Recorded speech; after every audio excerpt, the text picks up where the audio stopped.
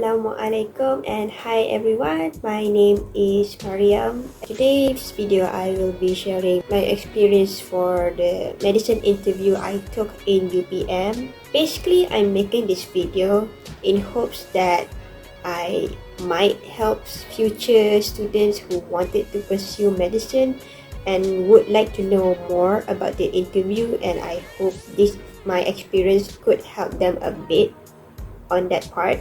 And also I have my tablet right here. I wrote down some notes just in case I might forget something. Alright, so I'm gonna share my story of how I got the medicine interview. So basically, some people got their offers earlier than 11 July, but most of them I think got their interview offers on 11 July. But I didn't get the interview on that day, which I was quite sad. I mean, like, not quite sad, I was pretty sad because I've been wanting medicine for years. I started to accept the reality that I might not get into medicine at all since I didn't get the interview. However, I still make du'as to Allah so that I can at least have the chance to get the interview. Even though getting the interview is not a guarantee that you can get into medicine degree, but still it's a chance to try to get into medicine. The night before the interview, I got an unknown call. At first, I didn't accept the call because I usually don't accept any calls from unknown numbers. But then when it rang for the third time, I feel like this call might be important. So I picked it up. It was a man who told me that he is working under UPM. He told me that I got the interview offer after they rechecked my grades, which means that my grades have improved after they rechecked it. Honestly, at that time it was very surprising because it is very last minute call. Yeah, I didn't really expect that to happen. So after I ended the call with the guy, I instantly ran to my mom and dad and told them that I have the interview tomorrow morning. I was really panicky because I didn't prepare anything for the interview. I didn't do any research on it. My mom was suspicious because the call was like 10 p.m. at night.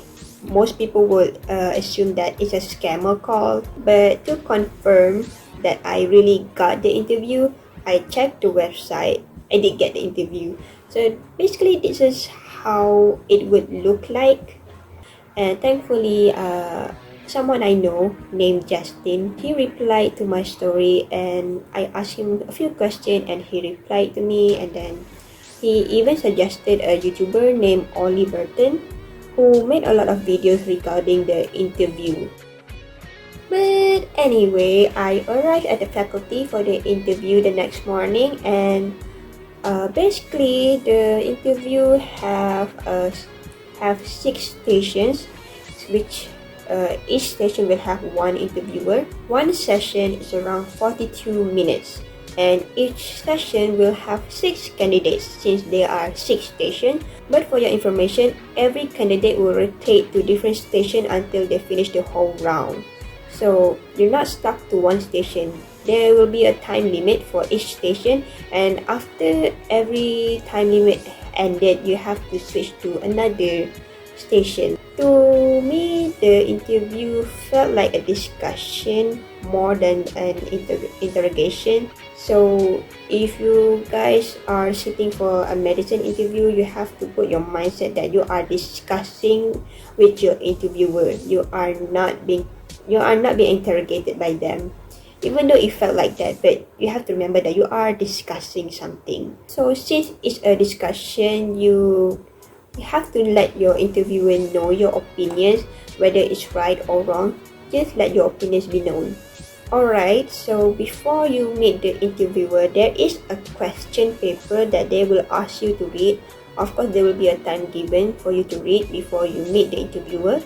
So my experience, the first station, the question provided me an issue, and I think it's probably a real issue in Malaysia or maybe overseas. I'm not so sure, which I can either agree or disagree with the issue.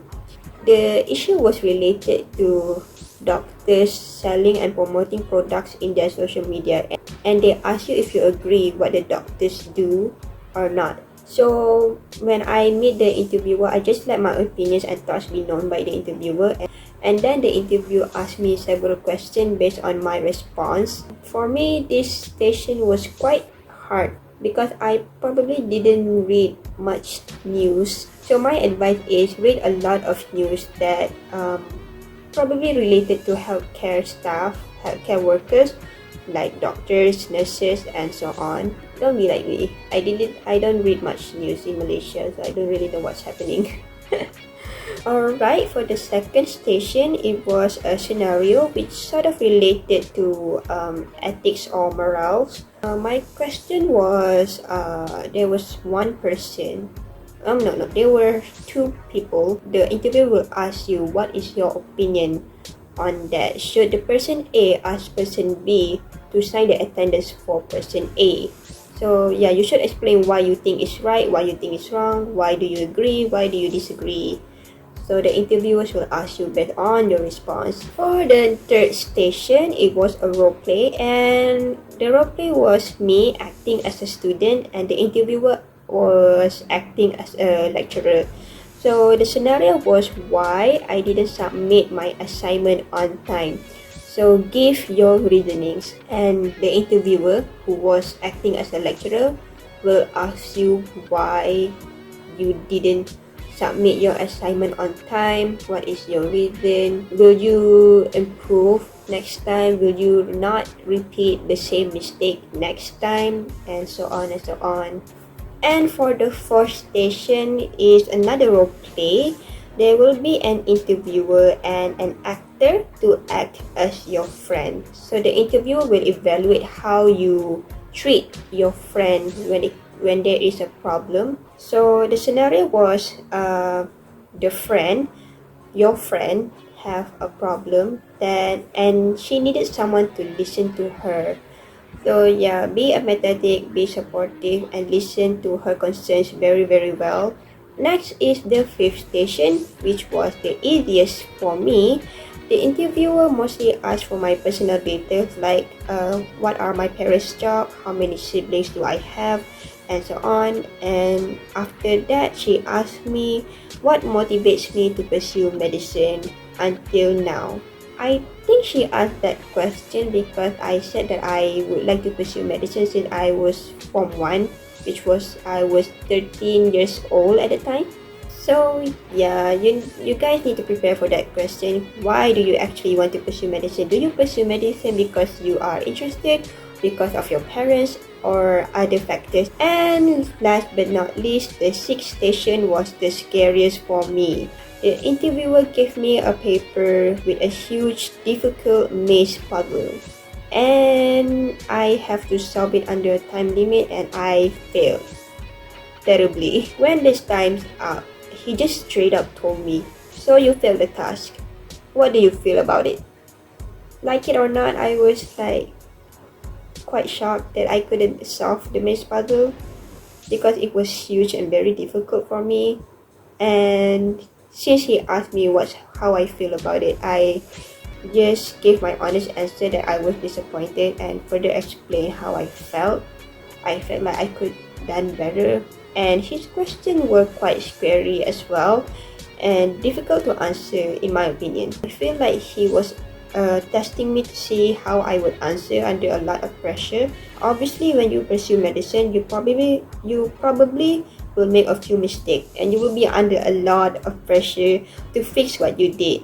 I heard from some people said that the maze doesn't have an exit actually, which I have to agree a bit because when I was doing the maze puzzle, I felt like there was no way out, but I wasn't sure. I don't want to be too confident that there was no way out. I was too scared to tell that to the interviewers. So you guys, please don't repeat my mistake. If you feel like there is something wrong with the puzzle or anything, don't be too scared to share your opinion. If you are wrong, then just admit that you're wrong and just say sorry or apologies.